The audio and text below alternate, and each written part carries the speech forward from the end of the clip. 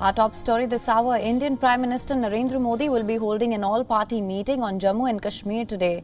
Now, Union Home Minister Amit Shah and National Security Advisor Ajit Doval will be present at the talks. At least 14 leaders from various J&K parties will be attending the meeting.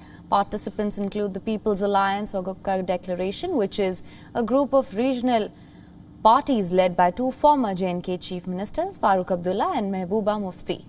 And the alliance demands the restoration of Article 370, which gave the erstwhile state a special status. The Indian National Congress will be represented by former J&K Chief Minister Ghulam Nabi Azad.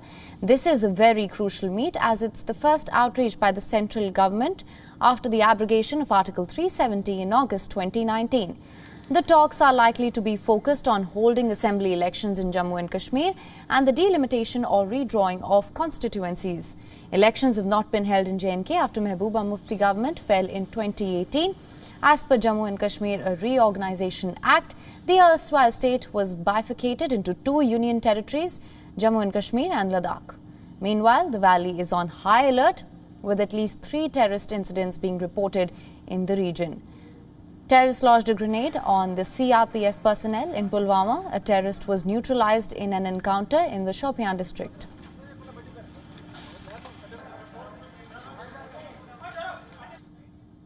And we are now being joined by WION's principal diplomatic correspondent Siddhant Sibal and our WION correspondent from Srinagar, Idris Lone. Thank you so much, both of you, for joining us.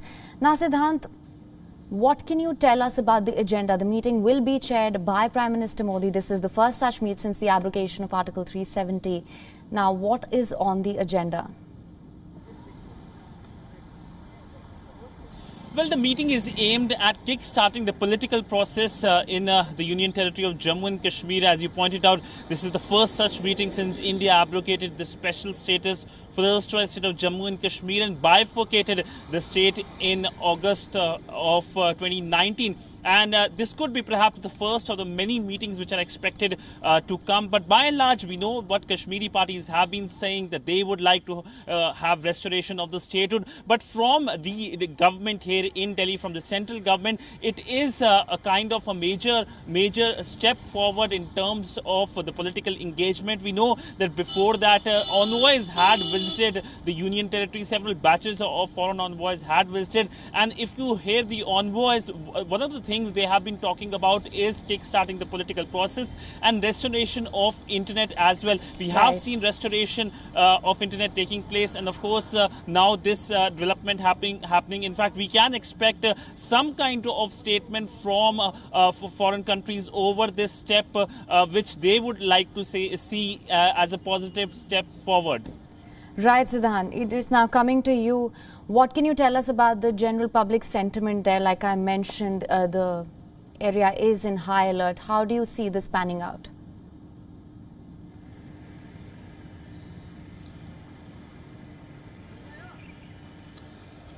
Well, to be very honest, it's a very important meeting. Everybody's eyes are on this meeting. The main points that everybody wants these Kashmiri leaders to discuss in the meeting are especially related to the return of electoral politics back in Kashmir. If we talk about PAGD, the amalgam of National Conference, PDP and other political parties in Kashmir, they have been wanting the restoration of Article 370 and 35A. But it seems that in the meeting, the points that will be discussed would be related to the electoral politics, especially of holding of elections by the end of this year or early next year. The second point is delimitation. There's a commission that has already been set up by the central government, which is working, which has been given a year extension. But at the moment, it seems that they will have to fast pace their track as well. On the other hand, what we are hearing also is there could be an announcement of statehood because Kashmir was made into a union territory.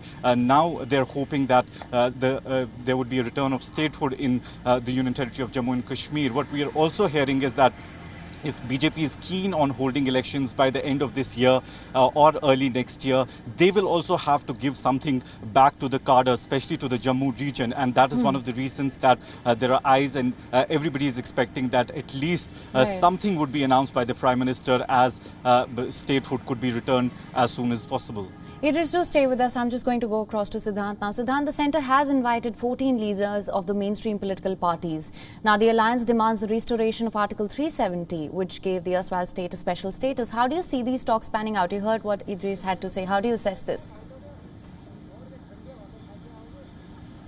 Well, as Idris described, the focus will be, of course, the statehood, and it looks like that is a low-hanging fruit that can be given. But we need to understand the context of these conversations which are happening here in Delhi. These talks are happening at a time when the region is in influx, especially when it comes to Afghanistan. The Taliban has been taking large swaths in Afghanistan. The violence level has increased. In fact, the Indian External Affairs Minister, during the recent United Nations Security Council, pointed out the high level of violence and the fact that intra-Afghan talks are not going anywhere. There, of course, are reports now coming and a confirmation coming from the Qatari leadership, from officials, that India is in touch with Taliban. And of course, earlier in the year, we saw UAE confirming that they are mediating between India and Pakistan. There, of course, is no confirmation from both Islamabad and New Delhi. So if we look at the context, what is happening in the region, that is why the talks are crucial in terms of not only kickstarting the political process, but also normalization in the Union territory. We have seen the India-Pakistan Pact of February that has reduced the level of violence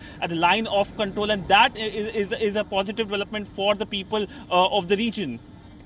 Right, Siddhant. Idris, back to you now. What can you tell us about the reactions that are coming in from the Kashmir Valley? We know that the bifurcation hasn't gone down well with the political factions there and the residents there. What can you tell us about that?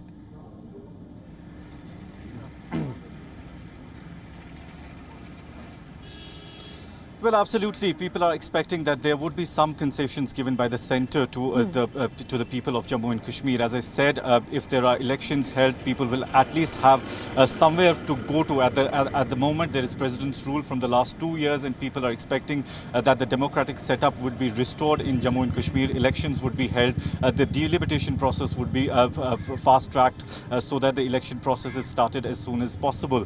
And the most important is definitely the statehood. Because on the ground, we don't see a lot of people really hoping that the Article 370 or 35A could be returned, but at least the statehood seems to be something which is possible, and they're expecting that at least the leaders would bargain on that, and it would happen before the elections, because if it happens after the elections, the political leadership in Jammu and Kashmir will not have anything to come forward to the people with. They will have nothing in their hands, and it would be a really sad state of affairs when it comes to the expectations that people have from these political leaders. All right. So, Siddhant, like you both have mentioned, this is a very crucial meet, also the first of its kind. So, do you think this engagement between the parties and the centre, do you think we can see any major breakthroughs, or do you think this is just setting up a channel so that the dialogue stays in place going forward as well? Well, first thing, this could be the first of the many meetings which can happen in the future. The fact that the Kashmiri leadership has agreed to come, it is a step in positive direction. But also, remember the focus, of course, from Delhi is also to make sure that the people of the Union Territory of Jammu and Kashmir, both Kashmir and Jammu, both get their due in terms of what they demand, the aspirations of the people of Union Territory. So as Idris pointed out, it looks like an easy thing for restoration of statehood, even though restoration of the special status is almost impossible. This is something that New Delhi is not going to budge. But by and large, when the success stories of this government will be written, this will be written as a success story in terms of Jammu and Kashmir, because that was one of its poll plank as well, that the special status should be removed, and there should be a gradual in terms of convergences in what Srinagar thinks, Jammu thinks, and Ladakh thinks. So, and it has been able to also de-hyphenate Ladakh with the Jammu and Kashmir region. All right, Siddhant and Idris, thank you so much for joining us with all those updates. We will, of course, be monitoring this meet very closely, so do stay tuned to WION for all the updates on that. WION is now available in your country. Download the app now. Get all the news on the move.